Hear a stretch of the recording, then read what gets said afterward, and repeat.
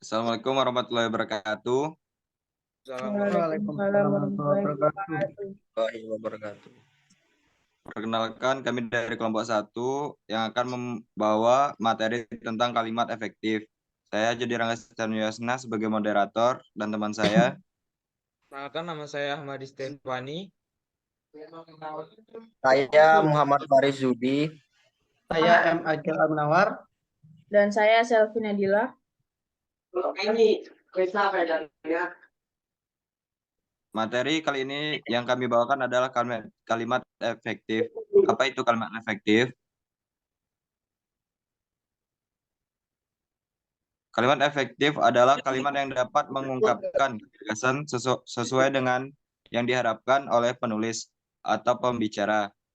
Suatu kalimat dapat dikatakan efektif jika si penerima pesan dapat menyampaikan kembali gagasan, pesan, perasaan, ataupun memberitahukan sebagaimana yang dimaksud oleh pemberi pesan. Nah, di dalam kalimat efektif terdapat syarat-syarat yang harus dipenuhi. Yang pertama yaitu adalah logis, yang kedua tegas dan hemat, yang ketiga cermat dan padu, yang keempat sejajar, dan yang kelima adalah harmonis dari struktur bahasa. Baiklah, saya Selanjutnya akan akan menyambungkan dibacakan dari oleh M. Jody. Agil Al-Munawar. Baiklah, saya akan menyambungkan dari Jody ciri-ciri kalimat efektif.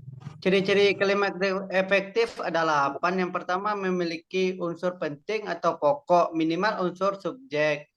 Yang kedua, taat terhadap tata aturan ejaan yang berlaku. Yang ketiga, menggunakan diksi yang tepat. Yang keempat, menggunakan kesepadan antara struktur bahasa dan jalan pikiran yang logis dan sistematik. Yang kelima, menggunakan kesejajaran bentuk bahasa yang dipakai. Yang keenam, melakukan penekanan ide pokok. Yang ketujuh, mengaku pada kehematan pengguna kata. Yang kedelapan, menggunakan variasi struktur kalimat. Karakteristik ada 8. Yang pertama, kelogisan, ketegasan, kehematan, ketepatan, kecermatan, kepaduan, kesejajaran, kesepadan.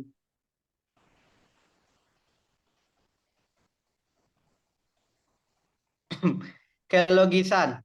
Kelogisan pada kalimat efektif adalah sebuah kalimat yang dapat dipahami apabila penulis yang digunakan sesuai dengan ejaan yang berlaku.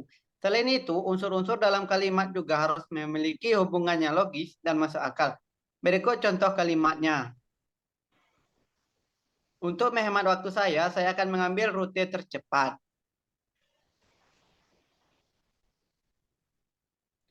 Ketegasan. Ketegasan dalam kalimat efektif adalah melakukan penonjolan terhadap ide pokok dari suatu kalimat. Ada beberapa cara yang dapat dilakukan untuk membentuk penekanan dalam suatu kalimat. Contohnya, Presiden mengharapkan agar rakyat membangun bangsa dan negara dengan kemampuan yang ada pada masing-masing individu.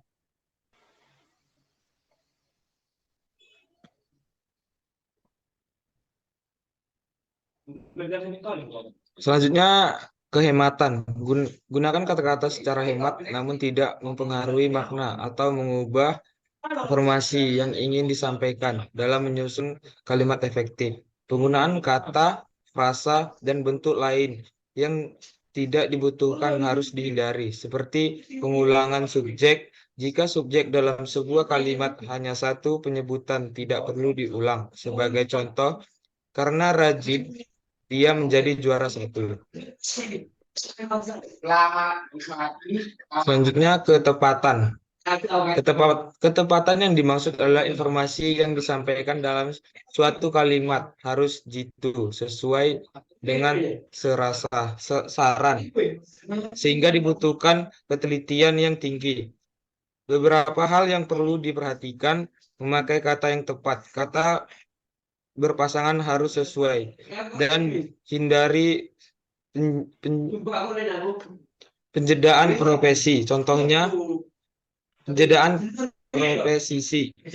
Jam tangan antik milik ayah itu dijual dengan harga murah. Kecermatan. Kalimat efektif tidak boleh menimbulkan tafsir ganda atau kalimat yang ambigu. Harus diperhatikan menggunakan kata atau diksi sebab kalimat efektif hanya memiliki satu makna, tidak menyimpang atau ambigu. Sebagai contoh, mahasiswa dari perguruan tinggi itu menerima hadiah.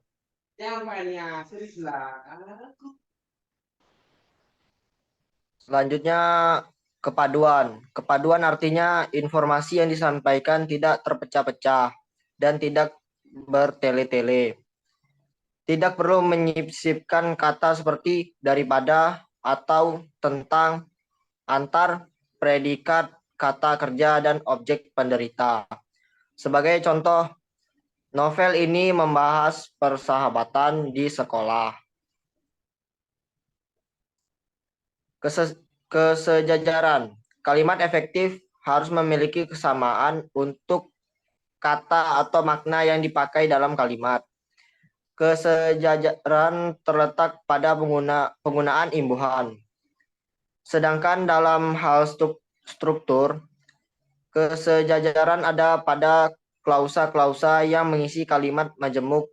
Sebagai contoh, Junod menolong anak itu dengan memapahnya ke pinggir jalan. Selanjutnya, kesepadanan. Struktur kalimat efektif wajib memenuhi unsur gramatikal yaitu unsur SPOK, minimal subjek dan predikat. Sebagai contoh, Johan belajar di kelas. Subjek kalimat tersebut adalah Johan dan predikatnya adalah belajar. Selanjutnya, contoh kalimat efektif. Kalimat tidak efektif, seperti bukan 100, 1000, atau sejuta, tetapi berjuta-juta rupiah.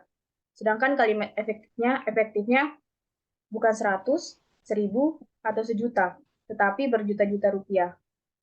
Contoh kedua, kalimat tidak efektif, Yarsa rajin olahraga agar supaya sehat. Sedangkan kalimat efektifnya, Yarsa rajin olahraga agar sehat. Saya kembalikan ke moderator. Hanya itulah yang dapat kami sampaikan dari pembahasan materi tentang kalimat efektif. Jika ada kata-kata atau kesalahan dalam pemaparan kami mohon maaf. Sekian, wassalamualaikum warahmatullahi wabarakatuh. Waalaikumsalam. Waalaikumsalam warahmatullahi wabarakatuh. Assalamualaikum warahmatullahi wabarakatuh.